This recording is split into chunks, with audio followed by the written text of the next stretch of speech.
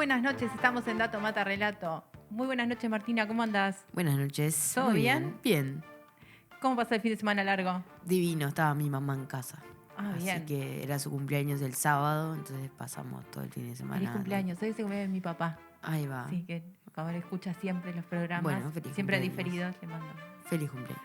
feliz cumpleaños. Así que bueno, ¿algo en especial fin de semana? Yo, tranqui, leyendo. No, salimos, paseamos, hicimos cosas lindas. Estaba lindo el fin de semana. Estaba lindo el fin de semana, sí. El solcito estaba precioso. Sí, al solcito estaba lindo, sí, cortó el invierno, ¿no? Fue el Sí. veranillo ese que estábamos esperando, pero bueno. Leo, ¿cómo estuvo el fin de? Bien.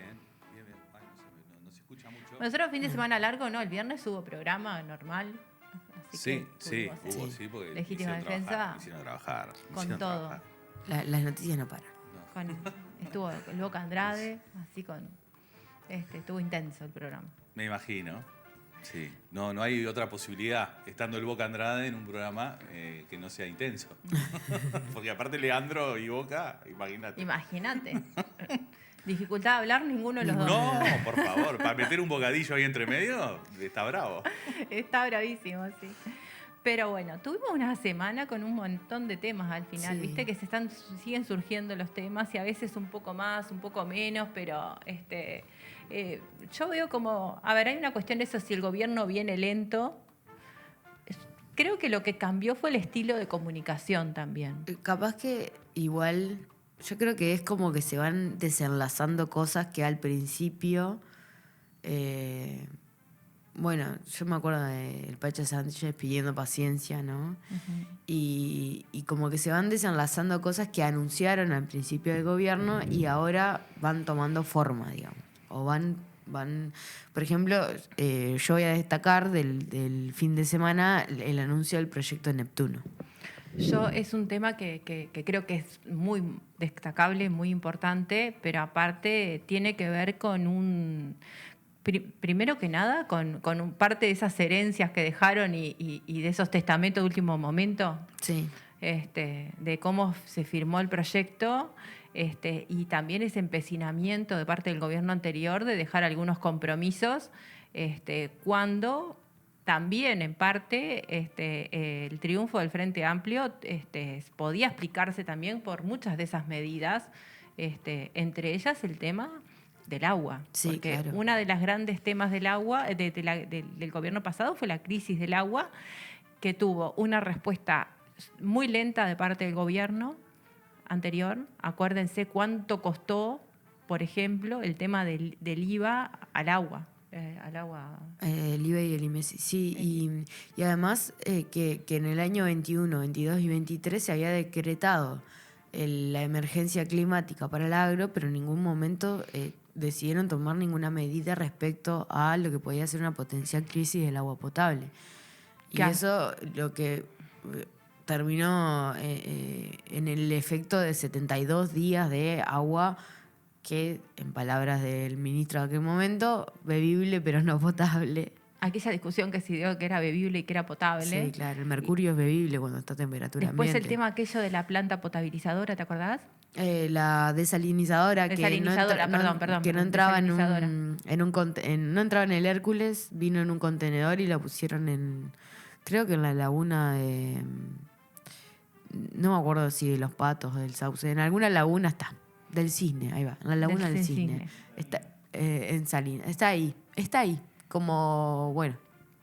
Nosotros fuimos a ver, nos fuimos hasta ahí. ¿Fueron hasta ahí? Fueron sí, con... hicimos un informe en su momento me acuerdo, porque estuve ahí. ¿Estuviste ahí? ¿Viste la de Salinas? ¿La viste? Redes sociales y todo, sí, estábamos ahí con pancartas y cosas de esas.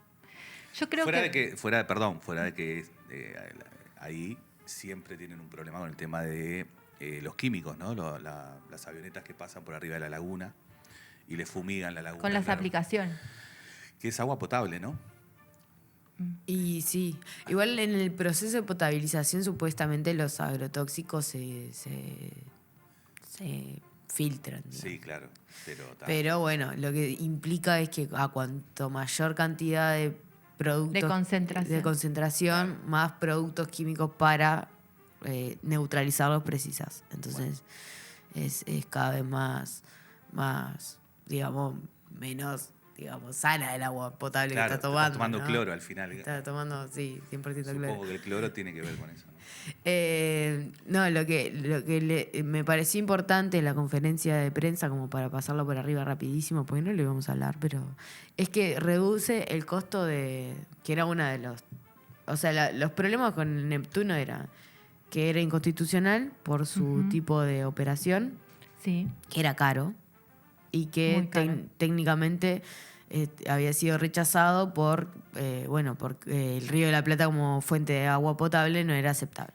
Entonces, para cada una de esas tres cosas hay una respuesta. Y a mí eso me pareció muy sólido. A mí me pareció, coincido absolutamente contigo, y además me pareció que fue una respuesta muy clara, una muy buena negociación y un anuncio muy medido y muy a tiempo, ¿no? Sí. Sí, bueno, por eso se terminaron los 90 días. Yo creo que hay mucha gente que dice, bueno, pero el consorcio igual sale ganando. Y bueno, son las empresas uruguayas que al final del día son las que realizan toda la infraestructura del país. Hace años licitan toda Sí. la infraestructura. Y lo otro es que las obras se necesitan. Claro. O sea, Uruguay tiene un déficit notable con el tema del agua y se necesitan hacer obras y si no hubiera un plan para hacer obras en el tema aguas, estaríamos en un problema gravísimo y la evidencia fue el periodo anterior. La crisis hídrica fue la evidencia absoluta de que Uruguay no es que tiene el tema del agua asegurada, sino existen las obras de infraestructura necesarias y con todos los procesos necesarios. Y un aspecto que, por lo menos para nosotros, desde el lado que nos posicionamos, por lo menos nosotros tres, es el tema de tener una respuesta desde el Estado. Sí. Y la importancia que tiene el agua como un bien público y desde el punto de vista de la soberanía, que también tiene que ver con una política pública fundamental de acceso al agua potable y del cuidado del recurso agua como tal. Sí, la verdad que para mí fue muy sólida la respuesta de esas cosas bien comunicadas por parte del gobierno, que mucho se le ha criticado los problemas de comunicación. Para mí fue muy sólida. Pasar de un costo de 1/3 de lo que iba a ser el proyecto Neptuno, me parece que con varias soluciones en carpeta, o sea, que atacan varios problemas, me parece que es una respuesta muy sólida. Yo como comentario quería hacer 2 comentarios. Primero que nada, el conjunto de especulaciones que se habían dado en estos meses con diferente intensidad y por diferentes agentes respecto a la situación.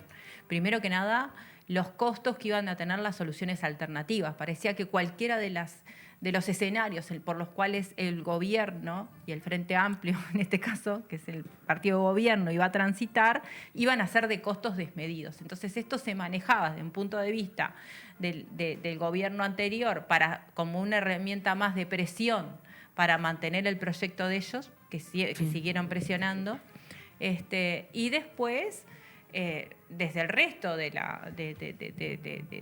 la opinión pública respecto de ver, cuáles eran las alternativas y, siempre las incertidumbres generan las posibles especulaciones y siempre posicionándose en el peor escenario. Eso es un elemento que a mí me parece que desde el punto de vista del costo, el resultado de esta gestión, de esta negociación, de cuál va a ser la opción, desde el punto de vista del costo, sobre todo de lo que se venía, es muy bueno. Y eso sí quiero destacar. Lo otro es esto que mencionábamos, el tema de que las obras se necesitan y se da continuidad a las obras en un buen vínculo con los actores privados y con el grupo empresarial que va a ser quien va a llevar adelante el proyecto, que como vos decías, Martina, no hay muchas más opciones, es el conjunto, el consorcio de empresas nacionales, que además son parte importante de lo que desarrollan las obras públicas. Entonces, en ese aspecto, no es menor la capacidad de negociación que tiene el Frente Amplio, cosa que está siendo cuestionada, sobre todo por esta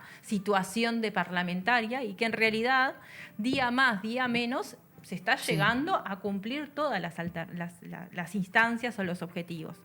En un contexto de unas dificultades fiscales enormes que tiene el país, y todavía hasta que hubo que tener un tiempo para cuantificarlas, ¿no? Y con la dificultad política después que no te quieren votar un aumento del tope del endeudamiento, porque costó muchísimo, y eso es un tema que no fue menor tampoco de la semana pasada. No, además que en esto de la situación fiscal de cada uno, además de los organismos, de los incisos, de los entes, esto iba a embargar el 50% del presupuesto de OCE.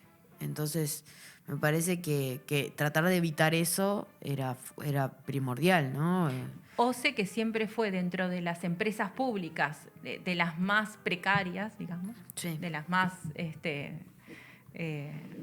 pobres, por las características que tienen, pero que en realidad desde los últimos años pasó a ser una de las empresas estratégicas. Entonces esto posiciona a OCE, que también fue una de las que tuvo herencia importante, por como declararon las autoridades,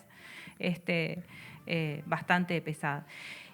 Y por otro lado, un tema que hay que destacar es, en el tema agua, el vínculo con la sociedad civil ha sido histórico por la naturaleza del recurso agua. La sociedad civil, y en particular el gremio de funcionarios, el sindicato de funcionarios de OCE, ha tenido un compromiso permanente con el tema agua, en distintas instancias, ¿no? Y si nosotros hacemos un repaso de los últimos meses, desde que asumió el gobierno del Frente Amplio en la transición, hubo movimientos sociales y hubo una constancia en la actividad del sindicato importante, y que en definitiva se transitó por una muy buena diálogo, una muy buena reclamo de las organizaciones sociales necesarias, y me parece que más allá de las opiniones que puedan surgir o demás, me parece que fue un actor que jugó muy importante, y también destacar este cambio en el clima respecto al gobierno anterior, que siempre fue de confrontación, de desacreditar a las organizaciones sociales y a los sindicatos, como siempre el primer anuncio.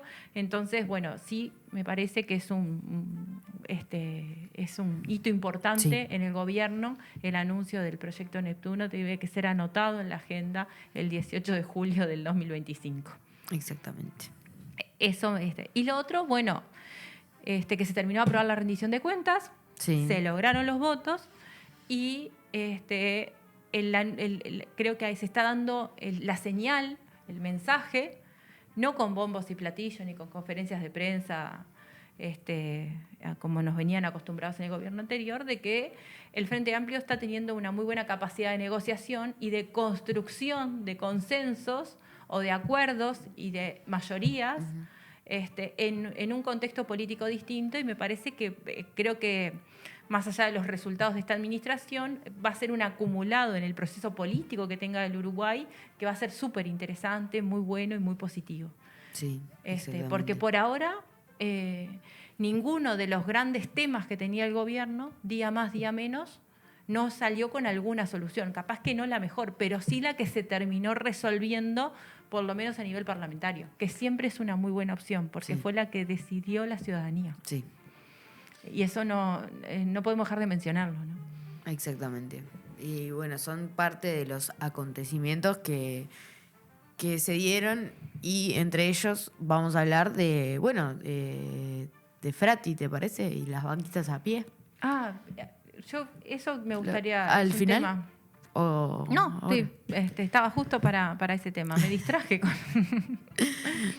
Bueno, que se anunció la prohibición, a ver, porque fue bastante particular el anuncio. Solamente un detallecito que me quedó decir de Neptuno fue que las reacciones desde la oposición, salió a la calle eso, pero pasaron de medio desapercibidas, a mí me pareció.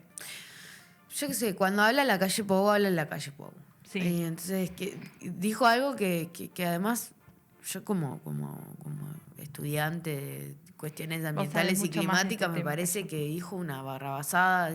Ojalá que no tengamos una crisis hídrica. Y vamos a tener, vivimos en un mundo que bajo las circunstancias del cambio climático es probable que haya otras nuevas sequías. Lo que tiene que haber es una respuesta adecuada del Estado frente a la sequía, cosa que durante su gobierno no hubo. Entonces, El ojalá que no haya sequías no significa ojalá que no haya sequías, sino que significa ojalá te vaya mal en la próxima sequía. Y si le va mal al Uruguay en la próxima, si le va mal al gobierno en la próxima sequía, le va mal a los uruguayos. A los uruguayos. Y no fue la actitud del Frente Amplio durante la sequía, sino fue todo lo contrario. El Frente Amplio trató fue incisivo con el tema de por qué no se había hecho Casupá, de las obras del río San José, de cuán temprano se iban tomando las acciones respecto a la sequía. Entonces lo que está diciendo la calle Pou es ojalá te vaya mal. No es ojalá no haya una próxima sequía, porque en un mundo en contexto de cambio climático va a haber sequías.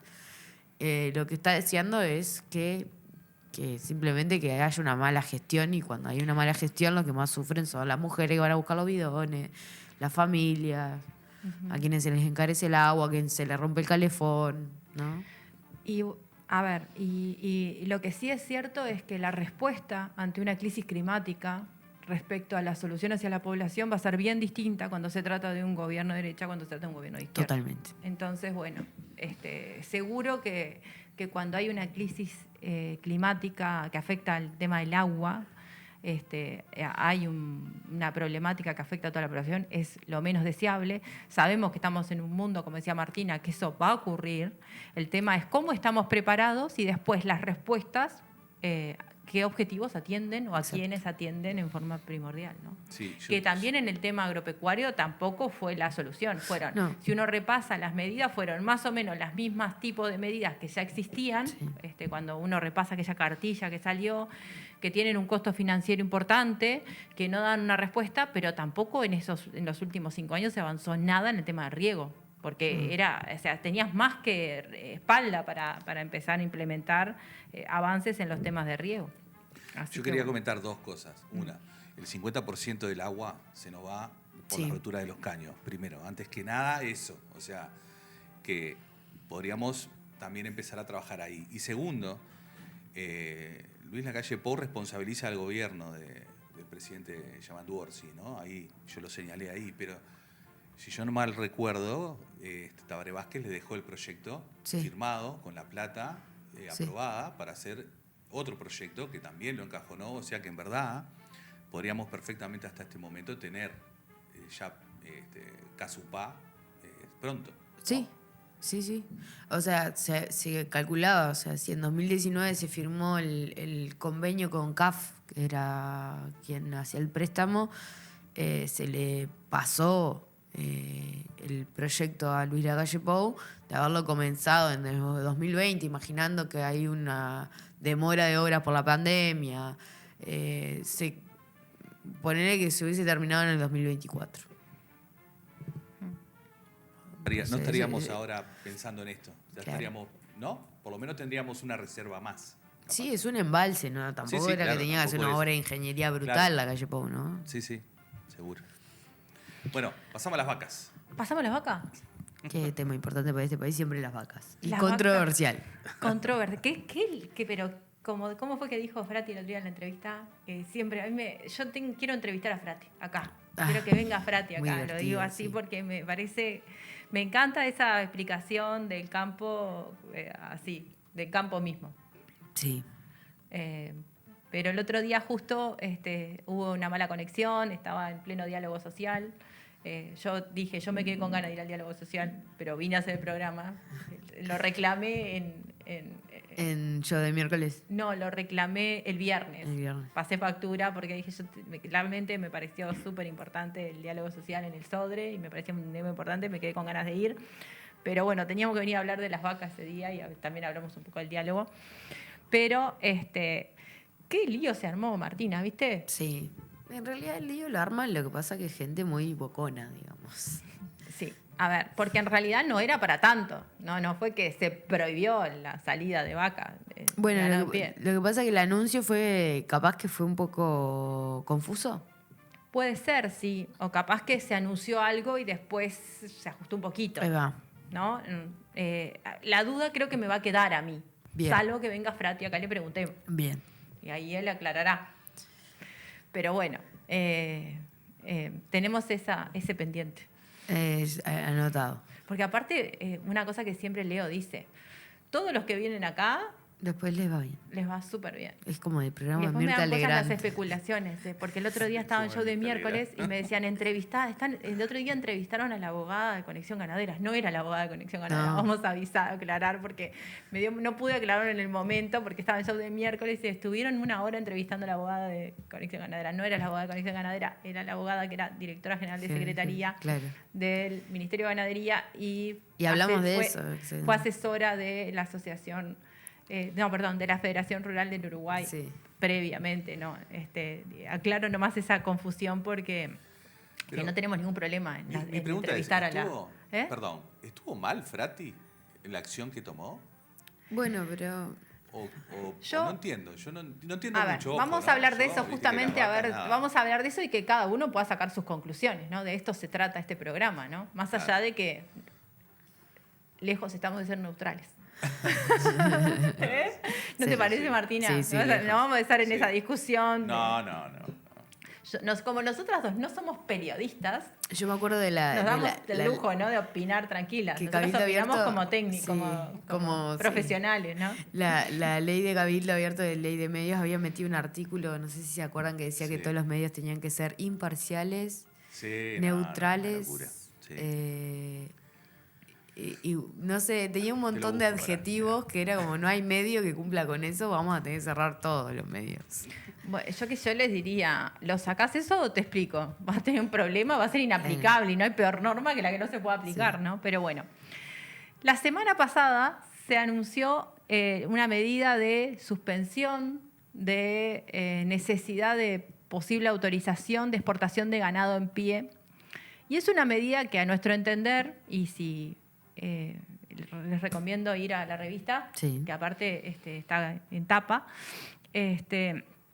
para mí requiere de un análisis de los intereses, de por qué se dieron las respuestas que se dieron, de la naturaleza que tiene un gobierno de izquierda, pero sobre todo un gobierno donde tiene la lógica de un Estado presente, de la importancia de la ganadería y de lo que implica la exportación de ganado en pie para la cadena cárnica en la actualidad y por qué es importante la exportación de ganado en pie. Yo fui enfática el otro día en el programa cuando estuvimos hablando del tema de que yo soy una defensora de la exportación de ganado en pie porque la exportación de ganado en pie es un mecanismo a través del cual los productores les permite acceder a tener algún peso o alguna influencia en lo que es la fijación de precios, porque los sectores productivos no pueden aislarse de sus mecanismos de fijación de precio, de cómo interactúa la oferta y la demanda, no la oferta y la demanda solo con el exterior, sino a lo largo de la cadena donde existen diferentes actores y cada cadena se configura según los propios procesos productivos, pero sino también cómo se van organizando en los diferentes actores. Entonces existen los productores, existen los propietarios de la tierra, existen los consignatarios de ganado, existen los frigoríficos, existen los brokers, y entonces son una cantidad de actores y de agentes que interactúan y que van determinando los procesos de negociación y en definitiva de fijación de precios y después cómo se distribuye valor a lo largo de la cadena y donde también, por ejemplo, participan los trabajadores. Y en el Uruguay, a lo largo de la historia, de lo que es la relevancia que tiene la cadena cárnica en la configuración de la economía nacional, se han dado distintas situaciones. Hay algunas características que tiene la cadena cárnica que son estructurales del funcionamiento de la cadena, que están siempre presentes, pero que en los últimos años han tomado algunas particularidades o se han intensificado. Por ejemplo, todo lo que es los procesos de concentración. El proceso de concentración, que se ha discutido notablemente el año pasado, hace 1 año y medio más o menos, o 2, Sí. vendríamos con esta discusión muy fuerte de lo que fue el proceso Minerva, y todas las instancias que se dieron en lo que es la defensa de la competencia. Sí. Iba a decir secretaría, pero no es secretaría. Es un tribunal de... no, es la Comisión de La Comisión de Defensa de la Competencia. No me salió, que iba a decir, me salía secretaría y sabía que no era. Perdón, lapsus, pero se entiende, ¿no? Sí. este programa tiene esa ventaja que es re distendido, no pasa nada, cuando uno se equivoca, se corrige, ¿no? Nosotros no estamos para discutirnos, estamos para discutirnos, pero es como cuando tomamos mate y conversamos. Sí. Entonces, ese es un reclamo que yo tengo al programa. El mecanismo de los micrófonos, ¿viste que todo el mundo se queja? Sí. Que se pueda tomar mate tranquilamente sin que haga mucho ruido. Porque Eso está bravo. No, si salís un poco de... Sí, es verdad. Bueno, ustedes pasaron cosas. Tomábamos mate. Tomaban mate. Qué suerte. Y uno que estaba acá a ¿No le veces. pasaste ese pique, Martina? Se siente como Se siente un poquito. Queda fatal, sí, por bastante eso. bravo. Pero le daba un aire más Le daba natural. más, sí, claro, mañanero. Pero ese pique no me lo pasaste, Martina. Tenés que tomar como afuera. Así. Tenés que pasar, claro. Ahí va. Bueno. La gente del que escucha el podcast solamente no va a entender toda esta última interacción. Sí. Bueno, es parte de la idea. Y bueno. Ah. Acá vemos un montón de vacas adentro de camiones. Pobres Bueno, la vacas. gente cuando exportan el ganado en pie, si andan por la ciudad vieja, se da cuenta. Se enoja mucho la gente Sí, cuando estás bravo. es día de exportación de ganado en pie. Y bueno, pero es parte del sector productivo uruguayo. Sí. no es para Bueno, tanto. pero yo nunca había, ahora que lo mencionaste, me había puesto a pensar que es una forma de fijación de precio frente al poder que pueden llegar a tener otras partes de la cadena productiva. Eso nunca lo había pensado. ¿Por qué? Porque en realidad en estos sectores existen una cantidad de acuerdos, de formas contractuales que muchas veces no están formalmente definidas. Yo el otro día decía en el programa que son un pool de contratos no escritos. Esto me lo dijo un gran amigo mío, gran referente, que el otro día me estuvimos discutiendo mucho este tema para poder, así que le agradezco muchísimo, que es el ingeniero Leonardo Di Domenico, que aparte conoce mucho de este tema, trabajó siempre muchísimo en este tema, y viste que uno a veces para poder formar opinión de estas cosas necesita interactuar con distintos actores. También con el ingeniero Gonzalo Arroyo estuve conversando, ex gerente de la Asociación Rural del Uruguay, porque me parece interesante también esto de poder ver las diferentes visiones en la conformación de una cadena que es sustancial para... Y además hubo respuestas de todos lados, ¿no? Más allá de Da Silva que nos mandaron callar, bochorno. Pero la vicepresidenta le dijo, el reglamento, por favor. Por favor, repite el Y reglamento. no, se callaba, ¿no? Es muy difícil hacerlo callar, igual que Graciela Bianchi. Pero la verdad que lo estaba muy enardecido. No sabemos si por la preocupación de las vacas en pie, de los productores, Bueno, pero de los frigoríficos, de los consignatarios ganados. La respuesta mucho fue, esto está como que le hiciste un favor a los frigoríficos, como que respondés al poder. Era la respuesta de... Bueno, lo primero que tenemos, coalición. la primera respuesta que yo daría a eso es, los frigoríficos están en toda la cadena.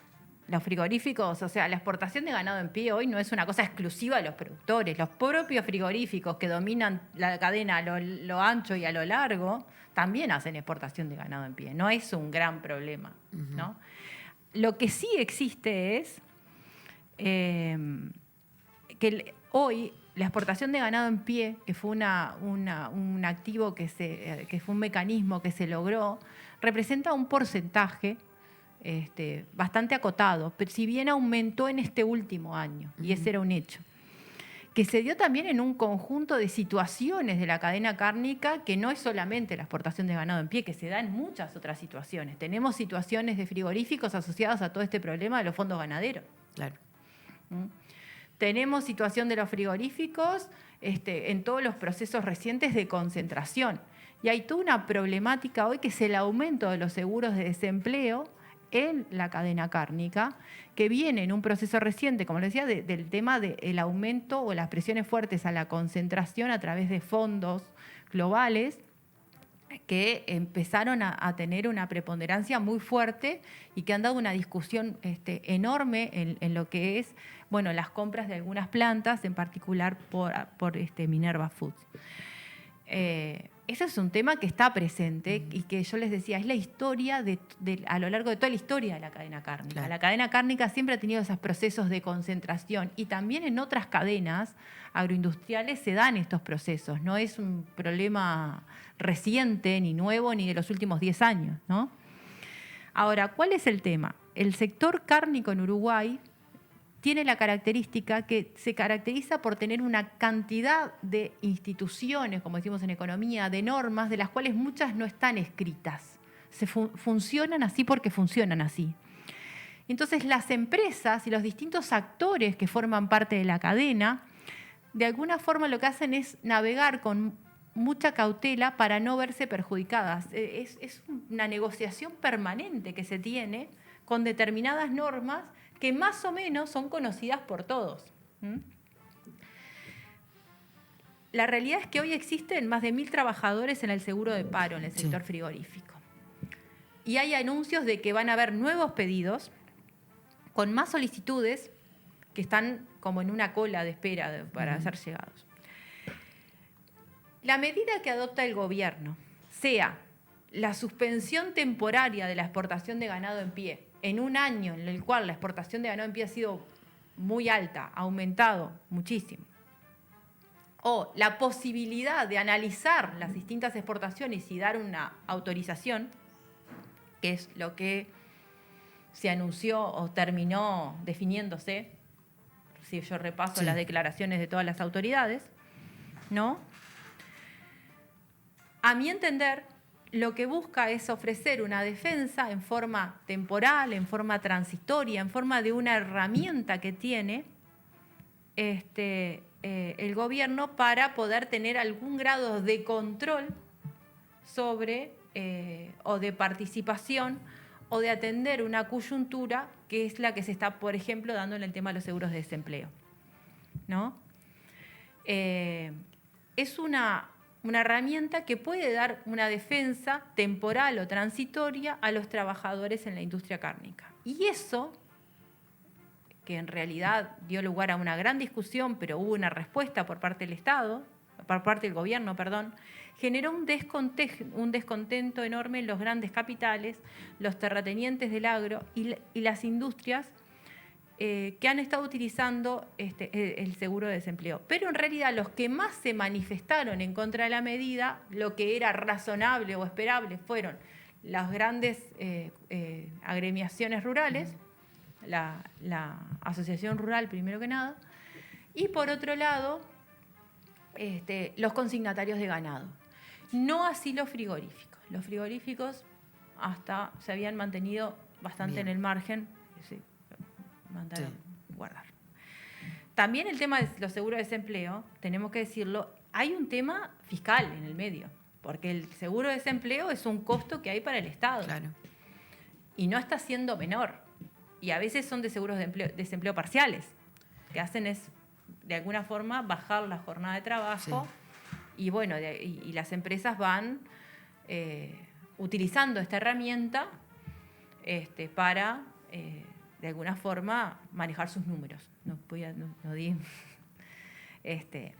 ¿Qué ha sido la venta de ganado en pie? La venta de ganado en pie hasta ahora ha sido una estrategia muy positiva que ha tenido el sector, ya que permite a los productores influir en el mercado de fijación de precios cuando, de alguna forma, tienen problemas de otra alternativa. Sin embargo, lo que sí existe en el sector cárnico, como existen muchas otras cadenas, son problemas importantes derivados de la alta concentración. ¿Y cuáles son? La colusión entre las empresas. Los frigoríficos, donde hay algunos nacionales y otros que son capitales globales, que son cada vez más poderosos, llegan a determinados acuerdos entre ellos y es para, de alguna forma, alcanzar esa fijación a la baja.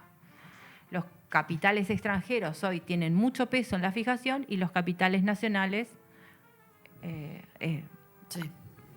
generan una estrategia de negociación con los grandes capitales. Eso es algo que está pasando y si uno lo mira desde el punto de vista del análisis y cómo es como la reacción inmediata de los distintos agentes, ¿no? Nosotros no podemos salirnos tampoco como analistas de ese análisis, ¿no?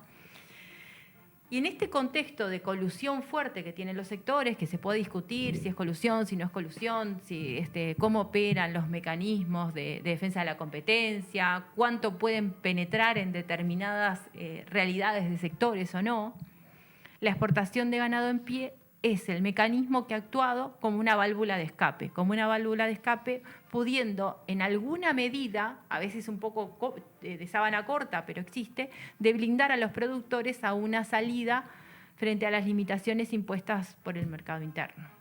Entonces, en realidad, por eso queríamos analizar esto por fuera de ninguna posición, porque en realidad tiene que ver con un mecanismo que se da de negociación a la interna de toda la cadena cárnica y relevante y en un contexto importante. A mí me parece que la posibilidad que tenga el gobierno de generar algún control y bueno, puede redundar en algún beneficio para atender la coyuntura y no que, bueno, que todo quede liberado al mercado, como es este caso que se está afectando la fuente de trabajo, en un sector importantísimo donde también tenemos problemas enormes a nivel de la lechería, donde si empezamos a repasar, lo que tenemos son problemas de empleo.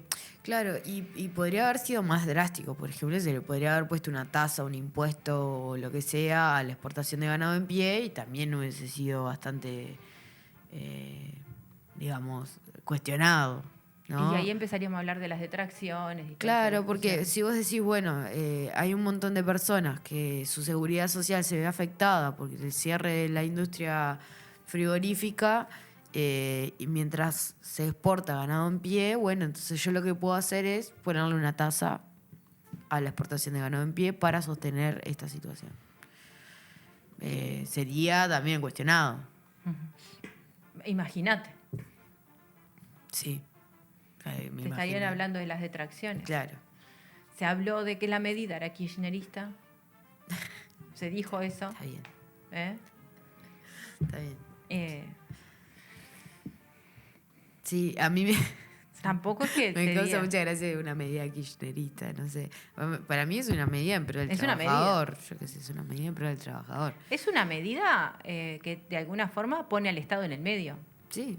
Sea para los trabajadores, sea para controlar el agregado de valor, sea para... a ver, también hay una herramienta que ha tenido un combate notable, que es el que ha dado el diferencial del valor de la carne uruguaya en el mundo. Y Uruguay ha sido referente en la trazabilidad ganadera. Claro. Uruguay es el referente en trazabilidad ganadera y no hay actores dentro del sector que se han opuesto sistemáticamente a la trazabilidad ganadera. Sí. Pero no se opusieron a la conexión ganadera. ¿Qué? A la conexión ganadera. Que no se opusieron a la conexión ganadera. Que hay muchos enojados acá, la mayoría están... No, digo, pues también hoy también acaban de procesar, bueno, no sé si lo procesaron. Sí. ¿Procesaron? Lo procesaron con previsión preventiva. Ahí va, están definiendo a dónde lo van a llevar por las últimas noticias que escuché. Eso fue el viernes de mañana. Sí. Bueno. Las noticias del viernes. Y que supongo que no hubo novedades durante el fin de semana. Bueno. Que el viernes fue nada laborable y tuvimos este fin de semana largo. Sí. Yo tengo unas dudas también respecto Ahora, mirá que nos daban consejos de ganado y de lo que venía de riego, de todo. Sí. Las vacas que no existen, las vacas fantasmas. A mí me causaba mucha gracia porque a mí las posiciones de Pablo Garrajo siempre me rechinaron, ¿no? Con esa cuestión muy ganadora, muy de la libertad total y esos modelos. No, los videos con las propagandas, las camionetas, los ganados, o sea... El Stradivarius ahí en la... Sí. No sé si lo habrán sacado hace tiempo que no pasa. Un cartel, pero... creo que está todavía, ¿eh? Sí, vos te ubicás cuál es, ¿no? Ya tenían pago volviendo del este. El combo anual de Stradivarius. Sí. Ese creo que está todavía.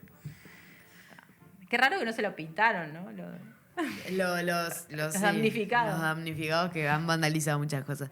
No, yo lo que quería hablar del sector cárnico, que también el otro día veía un informe y me impactó bastante pensando en este tema, de que aumentó un 30% de las importaciones de productos cárnicos del exterior, principalmente de Brasil. Uh-huh. ¿No? Y eso también es como que es otra gotita que va llenando el vaso.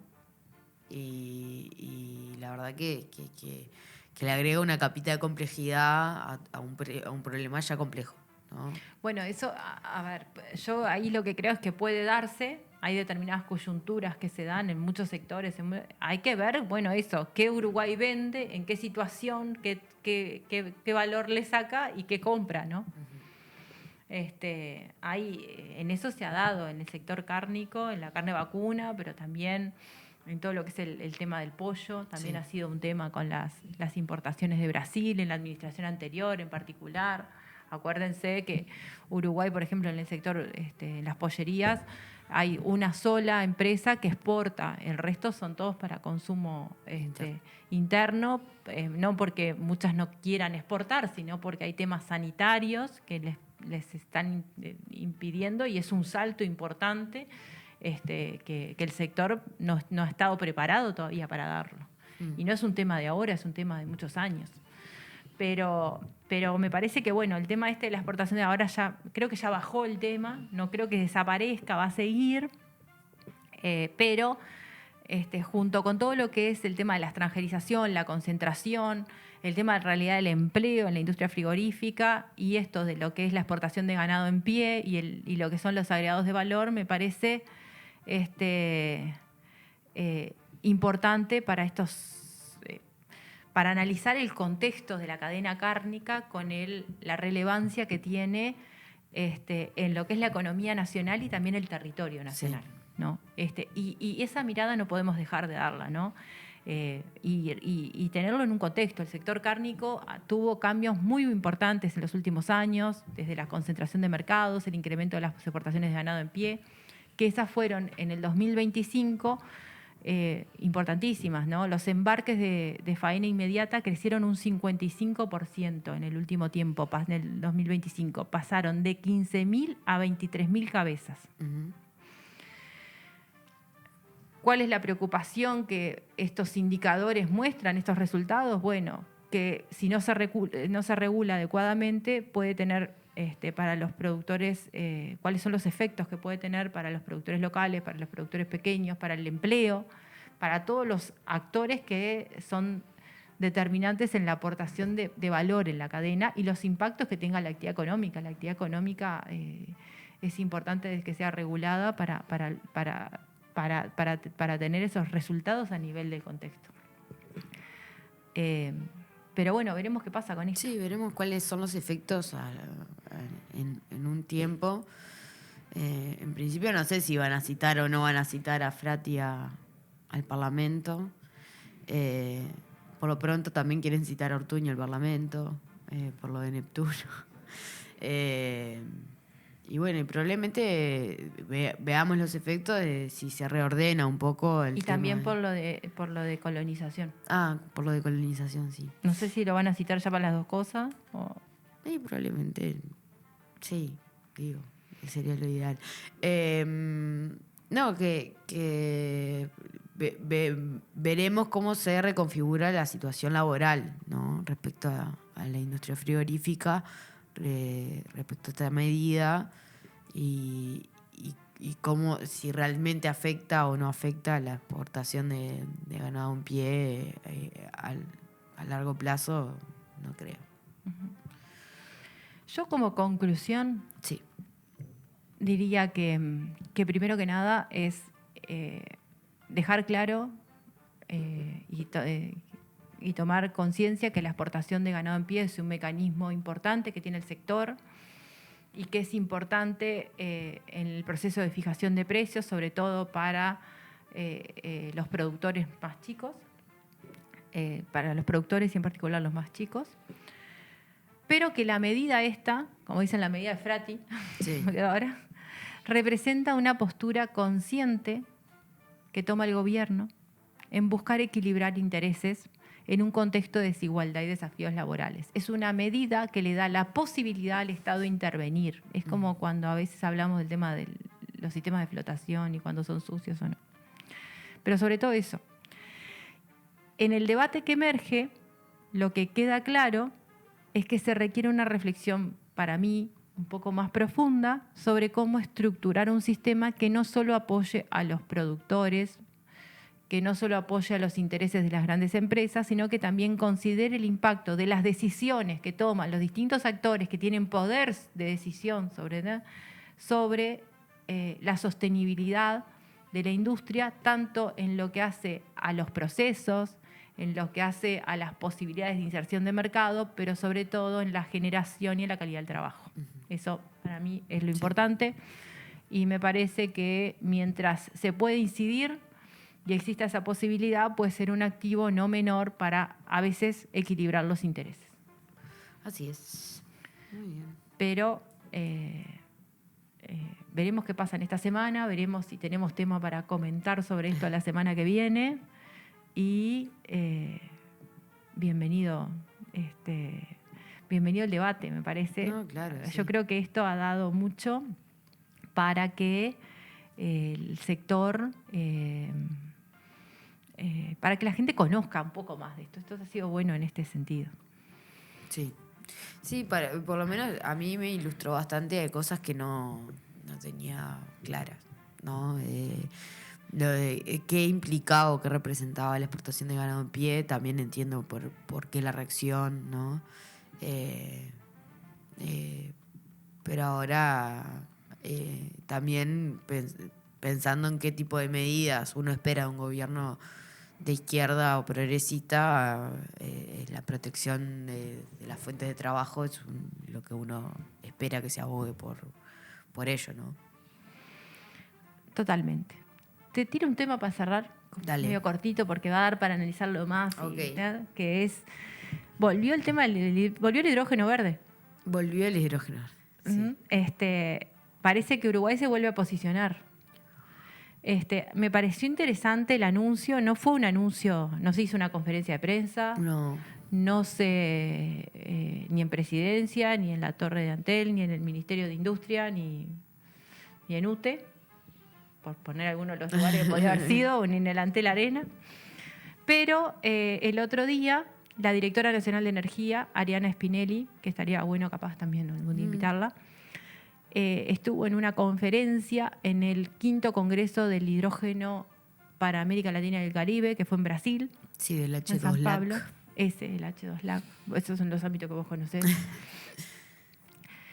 Y anunció que Uruguay, a mí el concepto que me da, que me resuelve, es que Uruguay se reposiciona estratégicamente en el desarrollo del hidrógeno verde, buscando una lógica más de planificación, de el Estado presente y del cuidado de los recursos públicos. Sí. El hidrógeno verde no es un tema nuevo, pero en los últimos años se ha puesto como un tema central, necesario de inversión por los desafíos en los temas energéticos y las posibilidades de transitar hacia lo que son las energías renovables y verdes, donde Uruguay, pero en particular la región, y visto desde una lógica regional por las características que tiene la generación, la producción de hidrógeno verde, tiene un activo importantísimo, porque para la producción de hidrógeno verde se requiere mucha disponibilidad de agua. Sí. Y además se necesita contar con energías renovables. Y Uruguay tiene una matriz energética casi... más del 90% renovable. Más del 90% renovable, como y además 97, para que te certifiquen el hidrógeno verde como verde, vos tenés, o sea, el sistema interconectado de tu país tiene que ser más de un 70% renovable. Porque ¿qué pasa, por ejemplo? Imagínate, yo estudié los casos comparados de hidrógeno verde de Colombia, Chile y Uruguay. Colombia tiene la posibilidad de generar hidrógeno verde de energías renovables en el norte del país, con mucha disponibilidad solar y eólica, mucho mayor que la de Uruguay. Pero ¿qué pasa? El sistema interconectado de Colombia tiene un montón de fuentes fuentes convencionales de energía, como el carbón, el gas, las centrales térmicas a diésel. Entonces eso genera que el sistema interconectado de Colombia está como contaminado, digamos, de otras fuentes no renovables. Entonces Uruguay lo que tiene es la posibilidad, la potencialidad de no solamente producir, sino además certificarlo. ¿no? Que es darle más, un valor agregado más.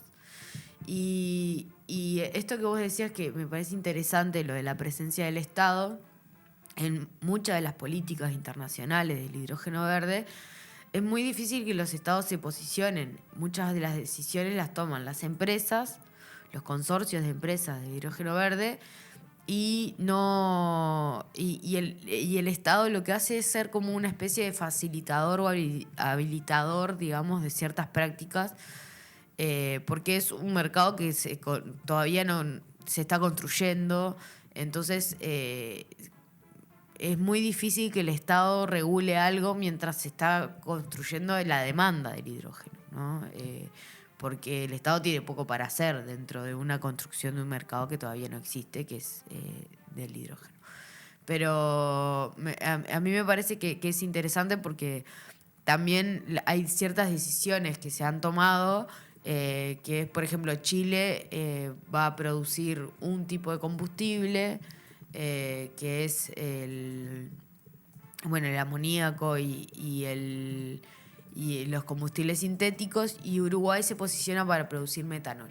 Eso lo que lleva es que vos te diferencies o sea, vos producís hidrógeno verde, pero a ese hidrógeno verde lo transformás en otra cosa. Entonces lo que exportás es otra cosa. Le das un valor agregado, digamos. Entonces, si vos ves que en todos los países de Latinoamérica se empieza a posicionar el hidrógeno verde, por ejemplo, en el norte de Brasil hay proyectos que van a tener mucha más capacidad, mucho más potencial, mucho más no sé qué, pero van a producir amoníaco, vos como país chiquito decís, no voy a producir lo mismo que Brasil, voy a producir otra cosa, metanol.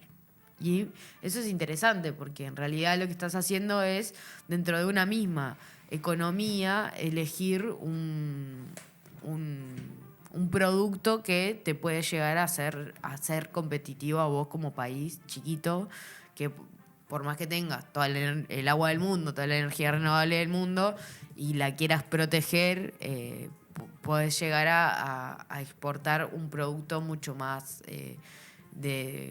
digamos, como con mayor valor agregado y distinto al de los demás países. Está clarísimo. Me pareció importante rescatar esto, no fue una gran noticia, pero estuvo publicada un poco en los mensajes, en las publicaciones del Ministerio. Sí.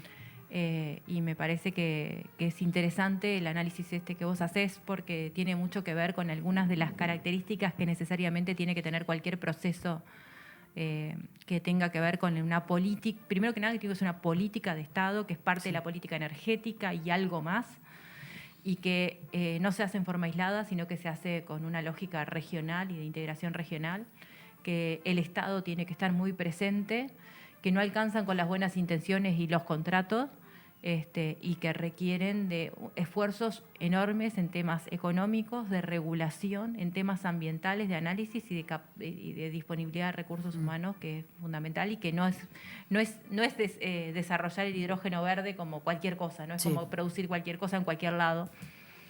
Y que también los anuncios que se dieron en la administración pasada, que tuvieron como muchos bloqueos, tampoco no fueron más que contratos de intención, ¿no? Porque uno miraba los videos, a mí le parecía que ya estaba la planta instalada en Paysandú, esa era como la imagen que te daba desde acá en Montevideo. Eran muchas señales grandilocuentes, pero eran señales hacia el mercado. O sea, un mercado que todavía no existe de compra de hidrógeno verde, lo que necesitaba eran señales fuertes por parte de distintos digamos, potenciales sitios de producción, de decir, bueno, estamos avanzadísimos, se hace mucho, por ejemplo, en Chile, en Colombia, se han presentado autos a hidrógeno, ómnibus a hidrógeno, pequeñas escalas de hidrógeno, y Uruguay quería hacer ese tipo de anuncios sin la necesidad de tener que sacar, yo qué sé, una primera exportación del primer barril de petróleo sintético, combustible sintético, perdón, y hizo anuncios muy osados para mí en ese sentido.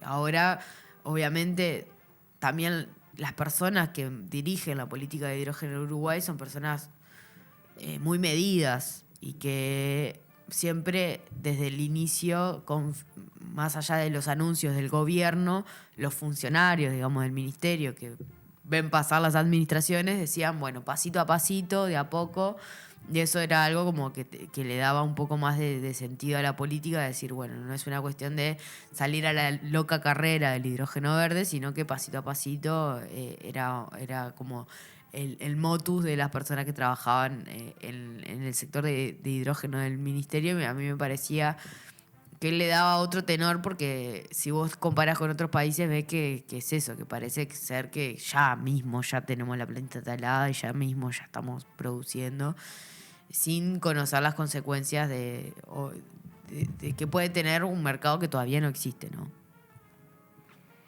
Estoy totalmente de acuerdo con eso. Llegamos al final, ¿no? Bueno, no, que a mí todo lo que sea consorcio y conexión, ya todo lo que empiece con consorcio, hay que mirarlo con otros ojos. Y lo que diga conexión, también. También. Esos son. Bueno, en hidrógeno se usa mucho hub, que es como hub. el Bueno, hub. es como el consorcio futuro, Bueno, digamos. a ver, el hub es algo que está de moda, ¿no? Sí, está de moda. Igual yo no lo veo mal en el sentido de que Se abusa como... se abusa mucho del término hub, como en España le dicen los valles de, como son zonas francas en realidad, si vos lo pasás a terminología legal uruguaya. Pero se utiliza en muchos áreas, el tema hub se utiliza en el El tema hub tecnológico, en tema turismo, en tema conectividad, en tema... Claro, son lugares donde se van a dedicar gran parte de la infraestructura y de los servicios y todo lo que haya a el desarrollo del hidrógeno. A mí no me parece que esté mal que decir, bueno, o un consorcio entre las empresas de hidrógeno del Uruguay o un hub entre las empresas de hidrógeno del Uruguay, porque lo que podrían generar infraestructura compartida y que no tengamos que hacer 3 gasoductos, 3 vías fluviales, 3 puertos de salida. ¿Me entendés? O sea, que tengamos un puerto, un gasoducto, Yo el único problema que tengo yo es con la palabra. Con la palabra. Sí. No, pero realmente si se Podría utiliza ser para bien. una cooperativa de empresas. A mí me pasó haciendo una entrevista para la tesis que un representante chileno me dijo: lo que nosotros queremos hacer es un cártel, en el buen sentido de la Bien, palabra. Eso es una buena palabra. Un cártel del hidrógeno en el buen sentido de la palabra. ¿Para dónde vamos a terminar? El Después de este cártel del programa, hidrógeno en el después nos buen viene a es buscar. buenísimo. Porque vamos a hacer un cártel. Hicimos un cártel del hidrógeno en el buen sentido de la palabra. En el buen Es sentido de la buenísimo. palabra. Y andás a ver qué quiso decir Es Martina. mejor que lo otro. Casas, Es mejor en que el buen hub, sentido de la palabra. ¿no? Porque Consorcio. Es notable. Es notable. Podemos hacer un día una reflexión sobre el significado de la deberíamos palabra. hacer en algún programa hablar de qué es un hub, cuáles son los ejemplos y si Uruguay tiene potencial para hub o no, o la palabra Sí. está muy de moda y podemos quedar en el camino. Y bueno. Yo creo que está muy de moda. Pero sí. Esas son mis dudas. Para un cártel estamos. Estoy poniendo mis dudas. Pero en tema el buen para sentido de la reflexionar. palabra. Bueno, acá tenemos, mirá, el artículo en cuestión que vos pediste, el artículo de Cabildo Abierto, de aquella ley Sí. de medios. De ley de medios. A ver Decía, qué. los servicios de difusión regulados por la presente ley tienen el deber de brindar a los ciudadanos información, análisis, opiniones, comentarios y valoraciones de manera completa, imparcial, seria, rigurosa, plural y equilibrada entre los actores políticos y respecto a los mismos. Esta obligación comprende a todos los programas y espacios en que se emitan análisis, opiniones, comentarios, valoraciones y informaciones de carácter político en todo sentido del término, incluyendo contenidos de alcance de gobierno, bla, bla, bla, bla. O sea, pero sí, la tal, parte, una a cosa mí, brutal. no sé, de todas las palabras que decía, serio me parecía, es como que tenías que sacar Seria y rigurosa. todos los espacios Eso que cómicos. estamos haciendo ahora. Lo que no, o sea, tenemos que ser serios cuando demos la Claro. información. Sí, No nos podemos reír. no nos podemos reír. ¿Por qué no? Porque entonces Pues no podemos si decir se hubiese cártel. aprobado el artículo No podríamos de... decir el cártel en el buen sentido de la palabra. Tendríamos que decir consorcio. Ah, no, entonces es muy complicado. Y bueno, Bueno, llegamos al final. Llegamos al Sí. final. Muchísimas gracias. Estamos en nuestro programa 98. es 98, verdad. opa. Así No, que faltan la dos. semana que viene es el 99 y después ya vamos por el número 100. Traigan globos. Vamos a traer algo. Es que Algo sí, vamos a hacer. no solamente el efecto, no me haga solamente el efecto papelito, porque No, claro, bueno, Algo podemos más. hacer algún efecto papelito y pensar con un cumpleaños. Empezar, digo, el podcast con un cumpleaños. No sé. Bueno, digo. Ojo, 100 años, 100 programas, perdón. No. 100 programas. 100 años. 100 años estaríamos. No, pero 100 Yo iba a estar programas. cansada. Ojo. Sí, está muy Bien, bien. María, ¿eh? Lo tiró. Vengo contando. Muy bien. Muy bien. Bueno, Bueno. buenas noches. Buenas noches, muchas Buenas gracias. noches. Chau, chau.